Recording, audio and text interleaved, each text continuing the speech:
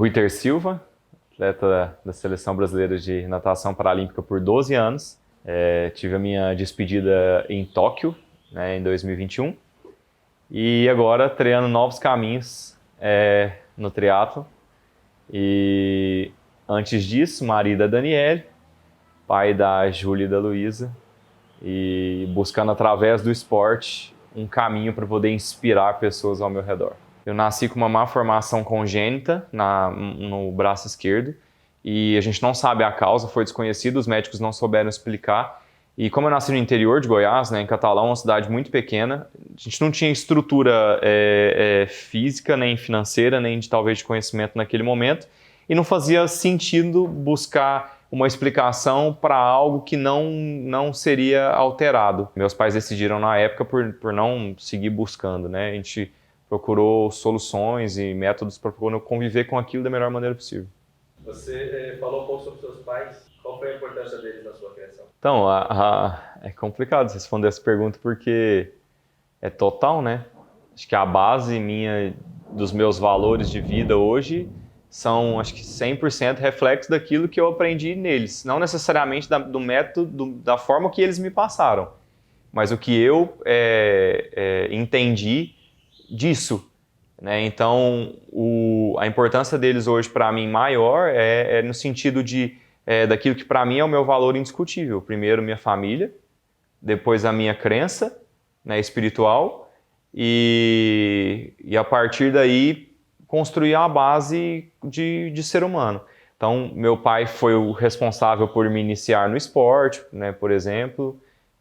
A minha mãe me deu aquele quê de cabeça dura, digamos assim, de insistir naquilo que eu estou me propondo a fazer, né, porque o caminho esportivo exige isso, né, os resultados, na maioria das vezes, eles não aparecem no momento que a gente gostaria, né, sempre talvez demanda um pouco mais. E é um conceito de pensamento muito amplo, porque em tudo que eu faço hoje é um reflexo daquilo que eu recebi dos meus pais, né? Então, da mesma forma que algumas coisas que talvez fossem limitantes que eu precisei ser trabalhadas, outras que foram um reforço naquilo que eu precisava fazer. Seus pais, eles sabiam da sua mão? Que você já seria sem a mão? Não sabiam. Na época não tinha assim, tipo, ultrassom 3D, essas coisas, né?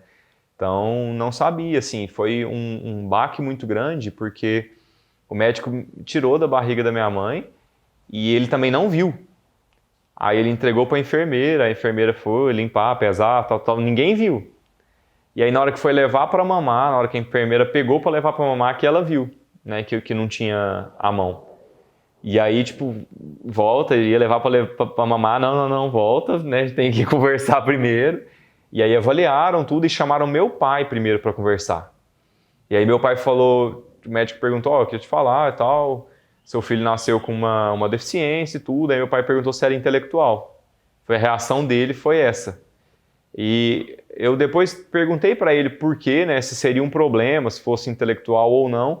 Ele falou que não sabe me dizer, mas hoje, no senso de pai, eu entendo, assim, talvez a preocupação dele, né, que na cabeça dele, naquele momento, a única coisa que seria mais difícil se fosse algo intelectual enfim, reação de pai, não tem como eu explicar, né? E aí o médico falou que não, que era uma deficiência física, que eu não tinha a mão. E aí minha mãe fala assim que na hora que eu entrei no quarto, que ela viu o tamanho que era meu olho, assim, que ela tem a imagem marcada, sabe? De eu entrando no quarto.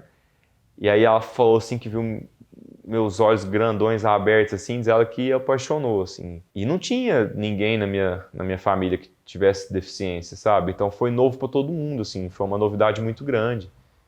E eu fico muito feliz porque a partir daí, no mínimo, o meu ciclo familiar entende melhor as pessoas com deficiência no sentido de como tratar, que são somente pessoas.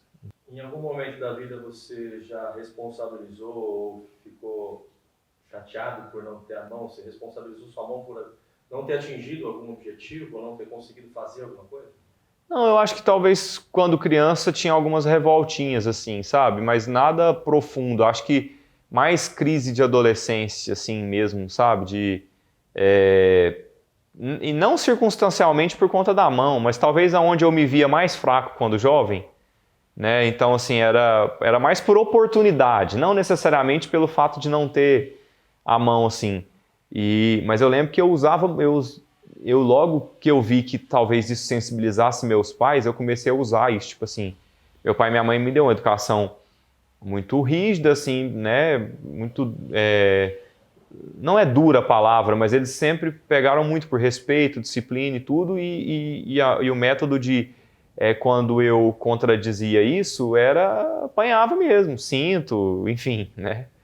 E aí eu lembro que eu colocava o braço na frente e falava, para, vai machucar meu braço. Tipo assim, querendo dar migué mesmo, sabe?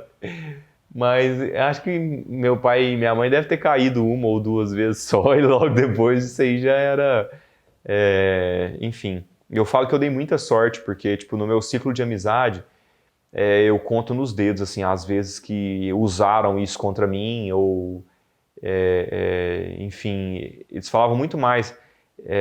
eu tinha um apelido que eu nunca falei pra ninguém, assim, que eu morro de vergonha, né? Mas eles me chamavam muito de feijoada. Falavam que eu só tinha pé e orelha. Aí tipo, isso me magoava muito.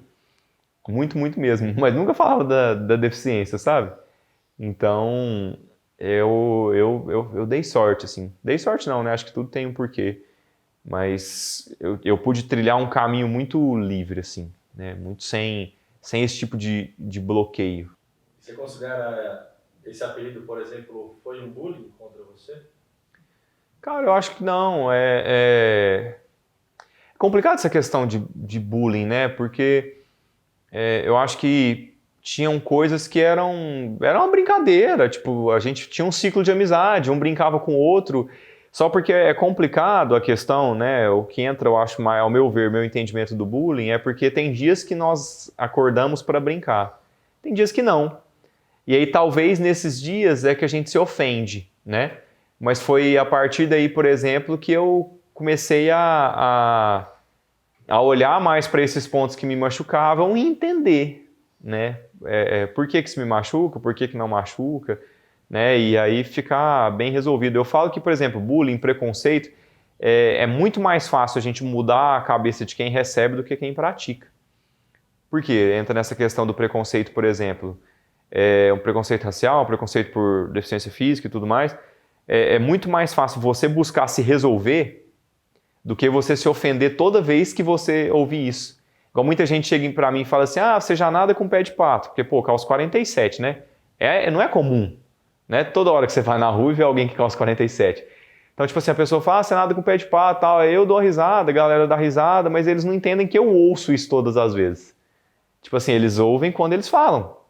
Só porque como eu sou muito bem resolvido comigo em relação a isso não me ofende mais, mas já teve época de me incomodar.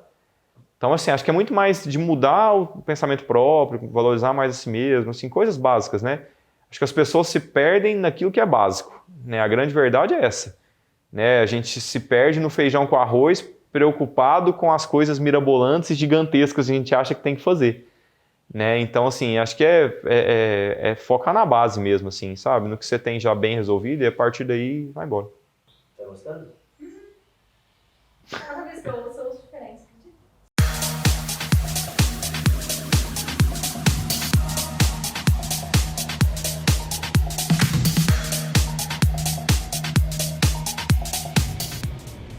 Daniela adora vir pra cá pra praia. Né, Daniela?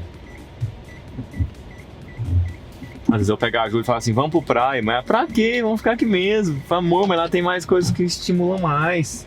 Tá correr pra lá e pra cá, aí ela... É só pra gente correr atrás.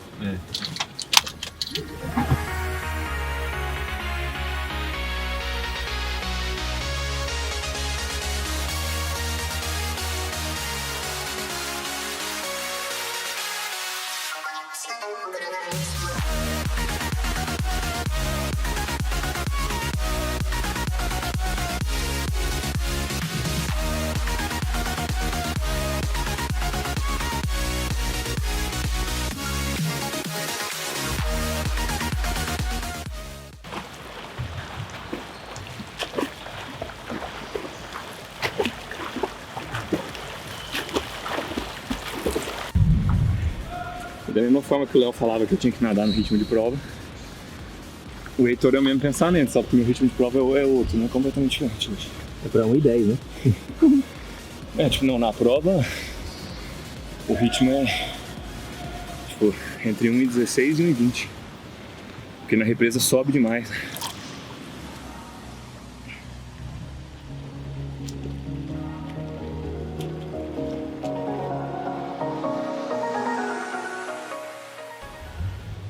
Então, hoje foi principalmente um treino de controle de ritmo.